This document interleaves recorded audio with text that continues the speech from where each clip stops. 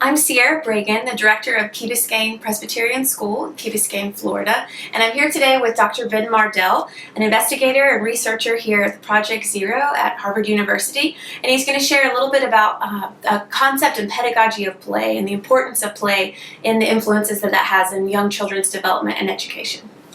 So one thing that I think of right away when I think of play and how people begin to understand the importance is actually to think beyond children and people into the animal kingdom. And the animals that are the most intelligent have two things in common. One is that they have long childhoods, and the second is that in those long childhoods they play. So, for example, let's talk about birds. Chickens, really short childhoods, not very bright. Ravens, one of the smartest birds, that seem capable of being able to identify specific people and use tools to maneuver and manipulate things, have actually quite a long childhood for birds. And that's true, you think of dolphins, whales as intelligent animals, and they also have long periods of childhood where they play, they experiment. And that's the key thing about play in children now, human children, is that play involves trying things out, testing, using your imagination, thinking about possibilities. And so it's really the genesis of creativity, the what-if questions, that to be a creative individual, but I would say that's a critical skill in the 21st century. I mean, Google, Microsoft, the tech firms, they're not looking for just people who have a certain set of knowledge or know when the Civil War started or ended. You could look that up on your smartphone. They're looking at people who know how to manipulate and use ideas to collaborate with other people. And that's a second thing that happens in play, is that social aspect, that you're often involved in play with other people, and you're learning how to interact and share your ideas, but also hear the ideas of other people. If that's not happening, the game's going to end, right? And so that's what kids really learn through especially their dramatic play, is that they learn how to collaborate and cooperate with each other. Another thing for young children that I think is especially important is that what is essential for a 4- and 5-year-old to develop is what people call self-regulation.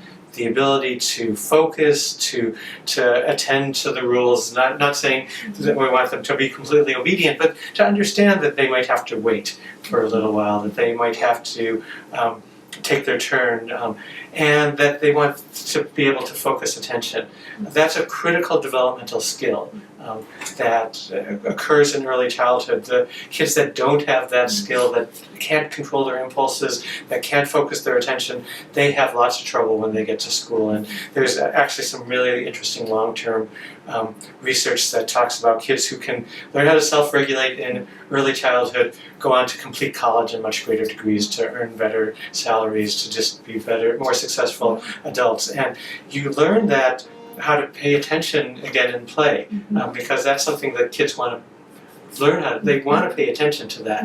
I mean, they don't, you can't, that's really, actually somebody said something lovely about play. Play is where kids learn what we adults can't teach them directly. And you can't directly teach a 2-, 3-, 4-year-old to pay attention. There has to be something engaging. That's what gets them. I mean, yeah, you don't want to be able to hold their head and say, pay attention. I mean, that's not, that's not going to work. But if there's something really interesting and important to them, like building a black tower, or painting, playing with watercolor paints, or the dramatic play, that's where they're going to really develop that self-regulation skill. So important. Yeah. More important, you would say, maybe, than getting that A and that B and that C just in perfect penmanship at that young age. Yeah, I mean, and that's actually one of the nice things about play, is that they often are, if that's a reason to practice writing. I mean, if I'm like, okay, we're playing restaurant and I'm taking your order.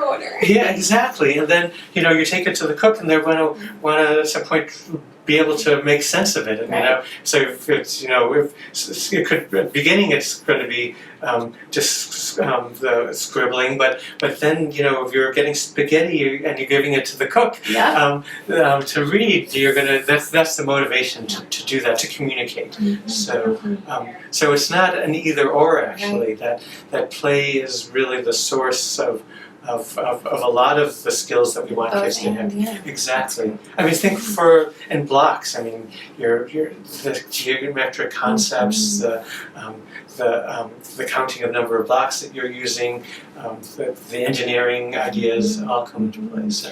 Playing princess on the playground becomes a pre-literacy skill as they're working on those language opportunities. Right. The vocabulary that you develop, the ability just to talk. I mean, again, that's not something that you sit down kids and formally say, okay, now I want you to teach you how to talk, but they learn how to talk by practicing talk. And play is a chance where kids are really wanting to engage and explain their ideas. That's great. Well, Dr. Mardell, one last question for you. As a father of children, say you had a preschooler, what are things that you're looking for as you choose, where you're starting your child in their first introduction to formal education? What things are important to you? Right. So now I was a child of preschoolers. They're a lot older now. But I think what we were concerned about first is a place where it feels that they're both feeling supported and well nurtured and loved, that the adults care about them, and at the same time challenged, and in an appropriate way. I think that we tend to sometimes overestimate children academically and underestimate them intellectually. So young children can have tremendous ideas and interesting theories about how the world works, and taking those seriously and nurturing them and asking questions about them, those ideas is perfect. But they're not at the point where they want to necessarily sit down and write out long sentences, and so that's where I think that in play we can find something that we want them to be doing, and that they want to be doing that as well. And so they'll come to love and appreciate and look forward to school. That's something that we really want kids to come out and be excited to go to school as develop opposed that to lifelong love of learning at an early age. Exactly. Definitely. Yeah. Well, Dr. Mardell, thank you so much just for spending time with us, and also for the research that you've contributed to the field of education that helps us do what we do. So you're very welcome. Thank you. Okay.